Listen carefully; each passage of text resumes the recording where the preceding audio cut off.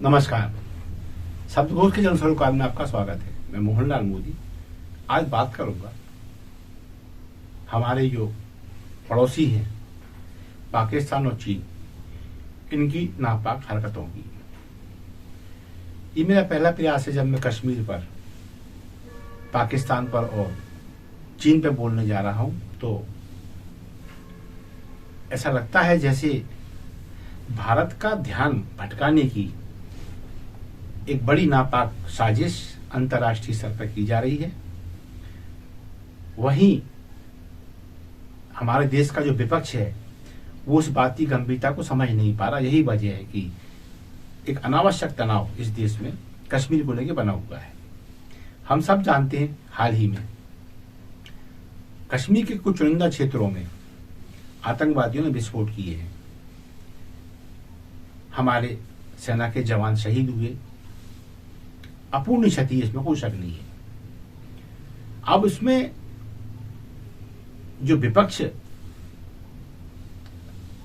सरकार से चैलेंजिंग या चुनौतीपूर्ण लहजे में बात करता है, उसे उकसाता है इस बात के लिए कि उसको ईंट का जवाब पत्थर से देना चाहिए।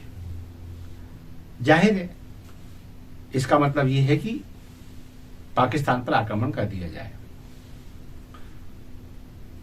हम ये नहीं कहते कि पाकिस्तान को मुंह तोड़ जवाब देने में हम सक्षम नहीं हैं। हम भी सक्षम हैं, हमारी सेना भी सक्षम है, लेकिन हमारे जो मिशन है सही मायने में वो पाकिस्तान और चीन को खटक रहे हैं। हम जो चंद्रमा पर पहुंच रहे हैं, हम जो सूर्य की ओर बढ़ चले हैं, हम जो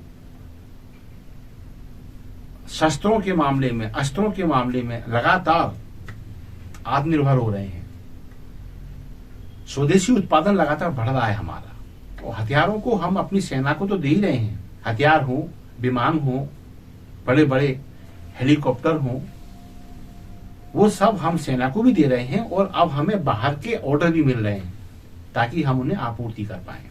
यानी अब भारत अस्त्र शस्त्रों का या जो वायुयान है या हेलीकॉप्टर हैं जो सेना के काम आते हैं, उनका आयातक नहीं रहा, अब निर्यातक हो रहा है। तो कुल मिला के इससे स्थिति ये बनती है कि हम अपनी सीमाओं की सुरक्षा तो करने में सक्षम हैं ही, हो ही गए, होते जा रहे हैं। इसके अलावा अब हम वैश्विक स्तर पर हथियारों के निर्माता और निर्यातक के रूप में भी अपना एक बड़ा व्यक्तित्व स्थापित कर रहे हैं। दूसरी ओर जब हम बढ़ते हैं तो फिर पड़ोसियों को, खासकर वो पड़ोसी जो हमारे प्रति नकारात्मक भाव रखते हैं, दुश्मनी का भाव रखते हैं, वो भयाक्रांत होते हैं। जाहिर है पाकिस्तान और चीन। अब पाकिस्तान को तो उसकी हैसियत पता है क्योंकि भारत कई बार उसकी हैसियत उसे जता चुका है। अब बात रह जाती है चीन की, तो चीन को भी ये चीज फूटी आंख नहीं सुहा रही है कि भारत अब कई मामलों में उसे ओवरटेक कर रहा है। उद्योगों के मामले में अधिकांश बड़े बड़े उद्योगपति, बड़ी बड़ी फैक्ट्रियां, बड़ी बड़ी कंपनियां अंतर्राष्ट्रीय स्तर की अब चीन से अपना पूरा तामझाम समेट कर भारत की ओर आने के लिए उत्सुकता दिखा रही है। इधर सैन्य क्षेत्र में भी हम अब चीन को उस अवस्था में तो ले ही आए हैं जहां हम उसे धकेला कर अपनी सीमा से बाहर फेंक सकते हैं, और हमने फेंका है। जाहिर है इसलिए हुआ कि सेना तो हमारी शुरू से ही वीर थी, जाबाज थी। अब उसके पास आयुध हैं, अब उसके पास अत्याधुनिक टैंक हैं, अत्याधुनिक उसके पास विमान हैं, अत्याधुनिक हेलीकॉप्टर हैं। तो अब उसमें और ज्यादा आत्मबल है, गजब का उत्साह है। ये चीन को खटक रहा है।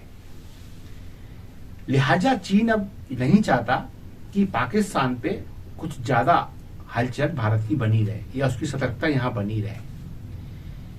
यही वजह है कि उसने अब पाकिस्तान को उकसाया है कि जो धारा 370 हटने के बाद जो शांति स्थापित हुई है जम्मू कश्मीर में, और यदि वो ऐसी बनी रही तो फिर पाकिस्तान के हाथ से कश्मीर का जो मुद्दा बना रहता है चुनाव में फायदा कमाने के लिए, वो भी हाथ से निकल जाएगा।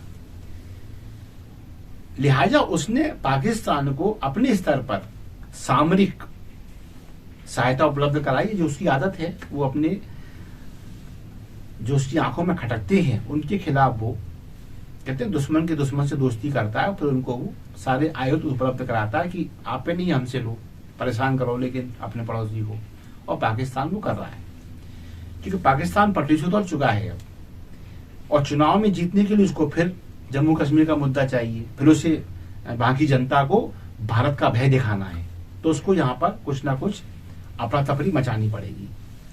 अब वो रिहायशी इलाकों में तो ये सब नहीं कर पा रहे हैं जो पहले कर पा रहे थे, तो अब वो क्या है, उनको चुनिंदा क्षेत्र हैं कुछ घाटी के, वहां ये कभी विस्फोट कर जाते हैं, कभी सेना के वाहन पर हमला कर देते हैं, तो ये चीजें वो करने लगे। तो सिर्फ इसलिए है कि भारत को विचलित किया जाए दरअसल, और विचलित करके भारत के हाथ से कुछ ऐसा करा दें कि वो एक लंबी प्रक्रिया में उलझ जाए। कैसे? जैसे रूस और यूक्रेन उलझे हुए हैं, जैसे इजराइल और फिलिस्तीन उलझे हुए हैं। ये वो प्रक्रियाएं हैं कि भारत को उकसाना। और मुझे ताज्जुब ये होता है कि विपक्ष को ये बात समझ में नहीं आ रही। इतना खुला एकदम एक आसान सा कैनवास है सामने कि पड़ोसी हमें, ये तो पाकिस्तान ये तो जानता है कि यदि अब की बार बार हुई तो जो उसने कब्जा कर रखा है पाकिस्तान के एक हिस्से पर नाजायज, वो कब्जा भी हटेगा, मतलब पाकिस्तान एक बार फिर टूटेगा, और इस तरह टूटेगा कि हो सकता है उसका नक्शा ढूंढना मुश्किल हो जाए अब विश्व के मानचित्र पर। तो पाकिस्तान तो जोखिम मोल ले नहीं सकता। और जो वहां की आवाम है, वहां की आवाम की जो चीजें हम आप तक पहुंच रही हैं, उससे ये बात तो क्लियर है कि आवाम के अंदर भी भारतीय जनता के प्रति दुराग्रह का भाव इतना अब नहीं रह गया, क्योंकि भारत की तरक्की देख रहा है और वहां की जनता भी कहने लगी है काश हम भी भारत में होते, तो हम भी आज चांद पर होते, हम भी सूरज के पास पहुंच जाते, हम भी स्वदेशी कहलाते, हम भी आत्मनिर्भर कहलाते। लेकिन क्या दुर्भाग्य है कि हमने 47 में अपने को अलग कर दिया, और आज स्थिति ये है कि हम जल सकते हैं बस भारत से, इससे अधिक हम कुछ नहीं कर सकते, ये वहां की आवाम कहती है। तो फिर पाकिस्तानी जोखिम क्यों मोल ले भारत से लड़ने का? दरअसल वो भारत को विचलित करना चाहता है चीन के सहारे पर। ये सब चाल चीन की है, क्योंकि निश्चित है आर्थिक रूप से भी अब पाकिस्तान दिवालिया है। अब उसको कुछ उम्मीद है तो भारत के दुश्मन देशों से ही है, उनकी संख्या अब उंगली पर भी गिनने लायक नहीं बची है। ले देखिए चीन है, तो चीन से वो उम्मीद कर सकता है कि यहाँ से आर्थिक इमदाद मिल सकती है, लेकिन इसके बदले में चीन अपनी नापाक करतूतों को अंजाम देना चाहेगा। कहां से? पाकिस्तान की धरती से। तो उसके जो सबूत मैं चीन को क्यों शामिल कर रहा हूं कि अभी जो हरकतें कश्मीर में देखने को मिली हैं, उसमें मेड इन चाइना हथियार भी बरामद हो रहे हैं। मेड इन चाइना आधुनिक तकनीक के आयुध हैं, वो बरामद हो रहे हैं। इसका मतलब ये है कि चीन अब पाकिस्तान को कश्मीर में उधम मचाने के लिए असला मुहैया करा रहा है। तो इसके मायने साफ हैं कि चाइना अब भारत का ध्यान अपनी ओर से हटाना चाहता है, और वो चाहता है कि इस भारत की जो सैन्य शक्ति है वो पाकिस्तान जो केंद्रित हो जाए, ताकि मैं अपनी जो हरकतें, नाजायज हरकतें जो हैं भारत की सीमा के आसपास सैन्य शक्ति बढ़ाने की, उनको अमली जामा पहनाया जा सके। बस बात वही घूम के आती है कि जब भारत का विपक्ष ये कहता है कहाँ 56 इंच का सीना, तो हंसी भी आती है और अफसोस भी होता है कि हम समझ क्यों नहीं पा रहे। विपक्ष में रहने का मतलब बस यही है कि शासन की निंदा करना, चाहे वो निंदा जायज हो अथवा नाजायज हो, और चाहे वो भारतीय संप्रभुता पर, उसकी सुरक्षा पर भारी पड़ रही हो। मतलब ठीक है, हम भी मानते हैं सेना के जवान जब मरते हैं तो यहाँ अटैक होता है, हर भारतीय को यहाँ तकलीफ होती है, लेकिन सिर्फ ये कहना कि ईंट का जवाब पत्थर से, तो उसके तरीके और भी है। हमारी सेनाएं लगातार जांच कर रही हैं, पता लगा रही हैं, और निश्चित है जिंदा नहीं जा पाएंगे यहाँ से वो। लेकिन बात इतनी सी है, हर चीज का, हर समस्या का हल लड़ाई या युद्ध नहीं होता।